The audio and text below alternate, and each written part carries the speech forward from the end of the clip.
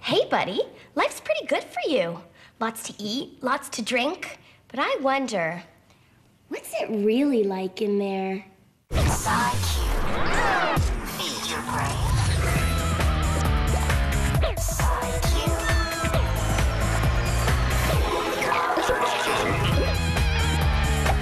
Sci-Q.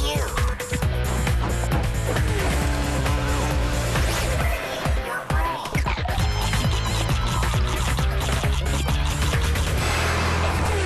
Sci-Q.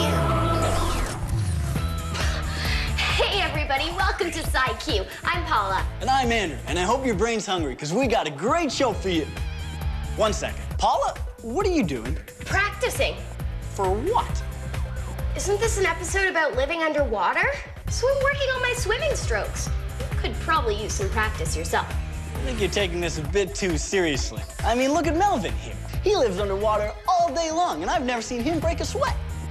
This is true, but Melvin is a fish. Us, not so much. So what do we need to do if we want to live like Melvin underwater? Let's see. Well, we'll need gills, Air tanks, flippers, fins, skates, skates? and a hockey stick. Check it out. All right, where's the game? Here we go! Yeah, where's the game?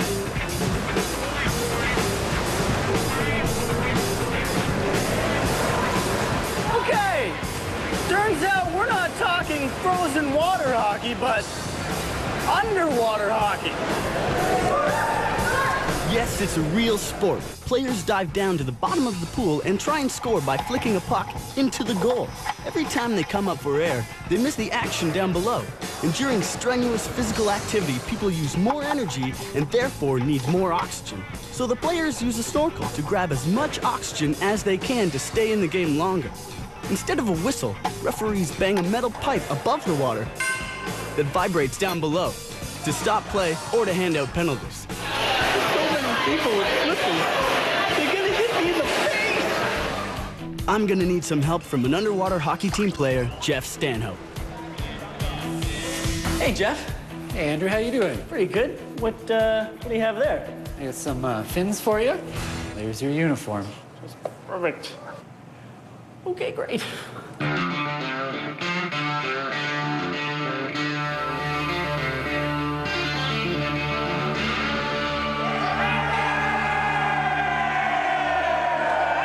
The warm welcome sure helps them like cold feet. Time to get them wet and figure out how to play.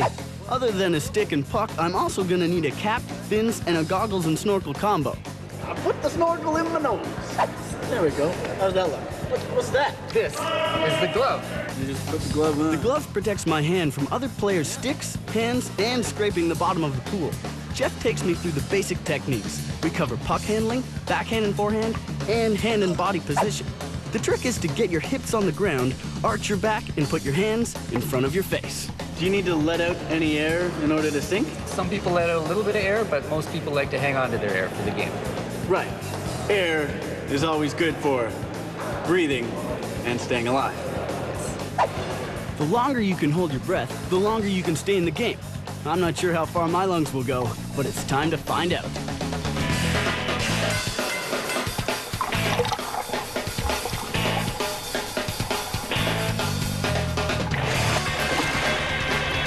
Almost got kicked in the face!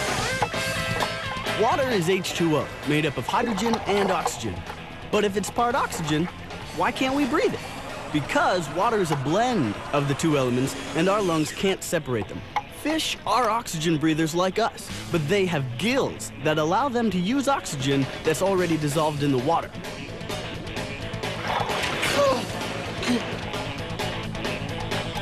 I think I like this position. Go team!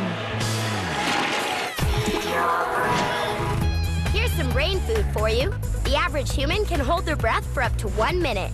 Andrew, turns out he can only hold his breath for 20 seconds. As for little old me, 45 seconds.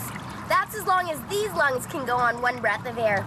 But just like you can train your muscles to get stronger and your body to run faster, you can actually train your lungs to hold more air. It's an amazing sport called freediving. learn more about freediving. And I find a way to play in the water without getting wet.